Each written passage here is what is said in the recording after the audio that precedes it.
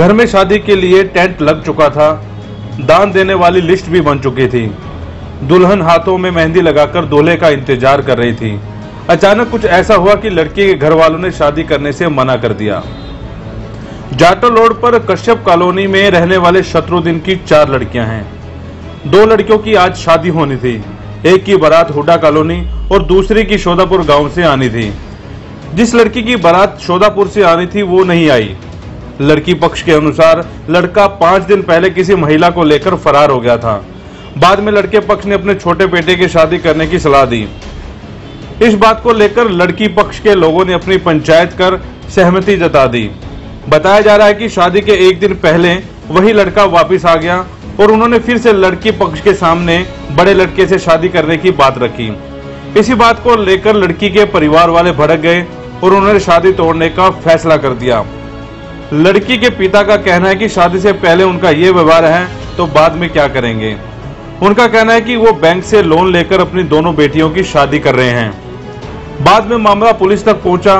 काफी देर तक पंचायत होने के बाद भी कोई फैसला नहीं हुआ। 2 दिन पहले उन्होंने 1 दिन पहले कल मेरे को बताया उनके बारात नहीं आएगी रात को 10 बजे।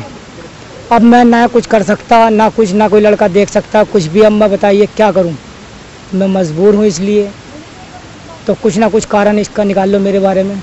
ये नहर पार तय किया था मैंने नासिर के लड़के शाहिद से। अच्छा जी। अखलाक होटल वाले के साले से। अच्छा जी। वहाँ पे तय किया था जी।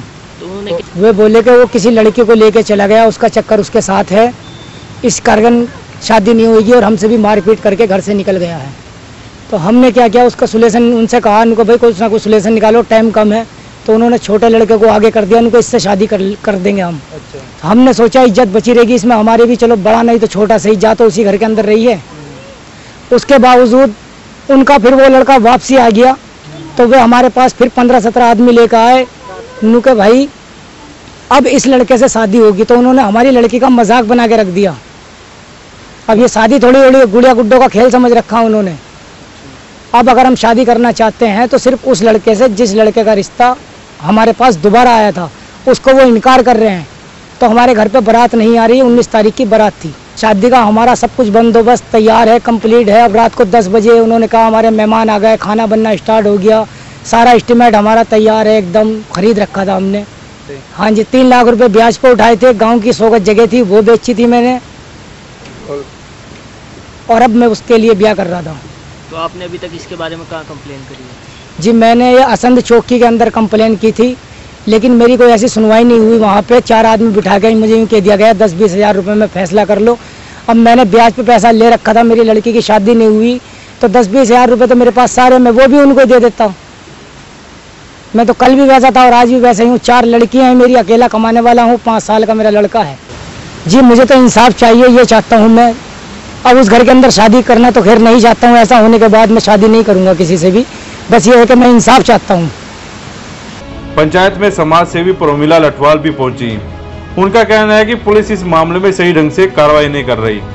ये मामला था कि कश्यप कॉलोनी में किसी घर शादी हो रखी थी और 2 लड़कियों की शादी कर रहे थे ये। तो अचानक सुबह 6 बजे मेरे पास फ़ोन आया, तो उस टाइम मैं फ़ोन नहीं उठा पाई और ये जस्ट मेरे पास उसी टाइम आया कि मैडम ऐसे ऐसे काम हुआ है। इन्होंने मुझे बोला कि मैडम आज बारात आनी थी, लेकिन उन्होंने 2 दिन पहले जो लड़का बारात लेके आने वाला था उसने जो 3 बच्चों की माँ है उसके साथ वो भाग गया था 3 दिन पहले। अचानक इन लड़की वालों ने असम चौकी पे दरखास्त दी हुई थी, तो मैंने पहले इनके घर गई, वहाँ से सारी जांच पड़ताल की, लड़की वालों से भी पूछा और लड़कों वालों के पास भी फ़ोन किया कि सर ऐसा क्या क्या है। तो लड़कों वालों ने मुझे जवाब दिया कि हम नहीं आते वहाँ पर। मैंने बोला कि आप एक बार बैठ के पंचायत के तौर पे समझौता कर लेते हैं, लेकिन उनका एक ही वर्ड था कि हम तो चौकी में आएंगे, हम नहीं आते।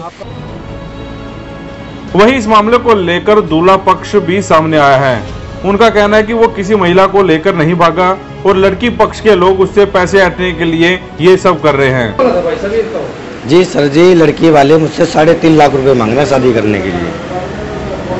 किस बात के लिए मांग रहे हैं? जी सर, ये तो हो ही जाने बेहतर। मैं तो शादी मुझसे तय हुई थी उनकी, और मैं तो शादी करने के लिए आज भी तैयार हूँ उन लोगों से। उनका आरोप है कि कोई लड़की लेके चला गया। जी आप इस बात की कार्रवाई करो और छानबीन करो खूब अच्छे से। अगर ये आरोप निकलता है तो आप कार्रवाई करना मेरे ऊपर। आप लड़की लेके गए? अरे हम आपसे कह रहे हैं, जब हम लेकर गए होंगे तो आप हमारे ऊपर कार्रवाई करना कि जी लड़की लेकर गए। तो वो तो कह रहे 4-5 दिन पहले। अब वो तो कुछ भी कहेंगे सर इस बात की। अभी वो कहने लगे कि चोरी कर रहे तो ये थोड़ी मान ली जाएगी। तुम्हारे परिवार वालों ने छोटे भाई नहीं ये कुछ भी नहीं है, ये सब झूठ है जी सर। लड़की वाले झूठ बोल रहे? लड़की वाले झूठ बोल रहे। मेरे पास फोटो भी रखे हुए हैं, मेरे साथ पक्का हुआ है। मुझसे शादी की बात हुई है और आज वो सुबह नाट गए शादी करने से, और अब वो शादी करने के लिए तैयार हैं। फिलहाल अब मामला पुलिस के पाले में है। देखना है कि पुलिस इस मामले में क्या कार्रवाई करती है। वॉइस ऑफ पानीपत के लिए प्रदीप पंचाल के साथ विपुल जग्गा की रिपोर्ट।